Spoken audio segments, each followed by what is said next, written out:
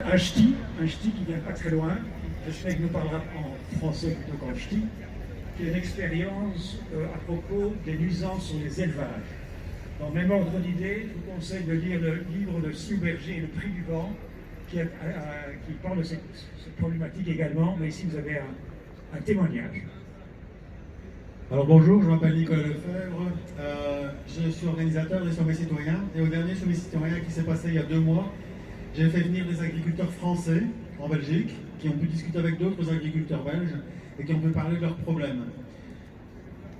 Ils ont soulevé ce problème-là, c'est à cause des éoliennes et du transport électrique qui affecte leurs troupeaux. Plusieurs fermiers, un fermier par jour qui se suicide en France à cause de ça, un par jour.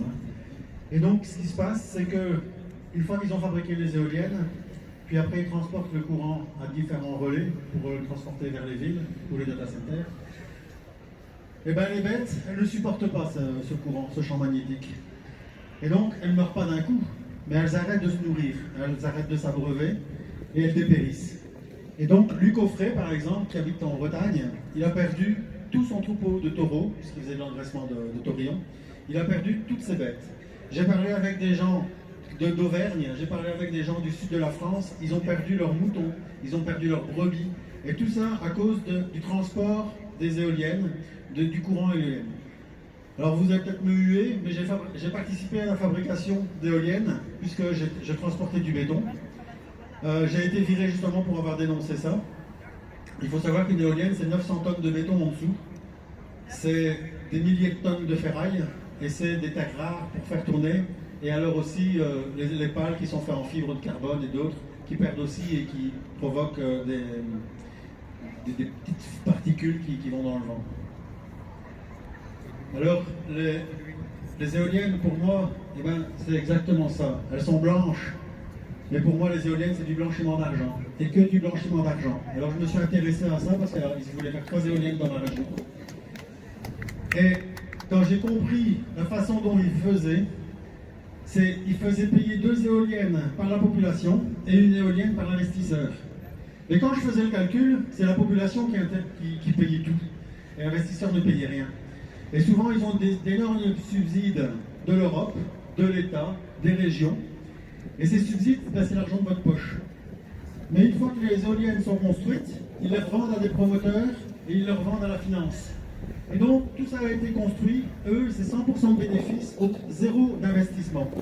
Et qui va encore payer les dégâts et la catastrophe, c'est nous aussi. Donc on est là que pour payer, et c'est excellent qu'ils fassent un moratoire pour justement dénoncer ça, que tous les politiciens soient au courant de ça, mais pour moi, ils sont déjà au courant. Mais ce cas, les politiciens se taisent, et il est temps que ces politiciens arrêtent de se taire et que la parole revienne au peuple. Le peuple doit savoir ce qui se passe. Étonnamment, aujourd'hui, on n'a pas de grands médias.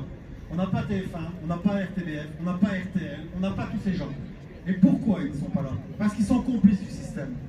Et donc, il est vraiment temps qu'il faut alerter tout le monde autour de ça pour les problèmes d'éoliennes et le reste. Et je vais finir par... c'est une véritable escrologie, parce que les éoliennes, c'est une belle façade pour faire croire à une écologie verte, et c'est tout le contraire. Parce que cette électricité, c'est votre future prison, c'est votre prison numérique, et elle va servir aux data centers qui vont... Enfin, c'est votre prison numérique, quoi. Vous serez tracé, vous n'aurez plus rien, vous n'aurez plus aucune liberté, et ça, c'est la belle photo pour faire croire que les éoliennes, c'est bon pour la planète. Merci.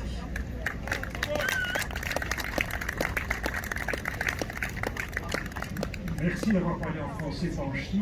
Alors nous avons un dernier speaker ce soir maintenant, c'est Marco, qui vient d'Italie et qui parle très bien le français, très bien l'anglais et très bien l'italien.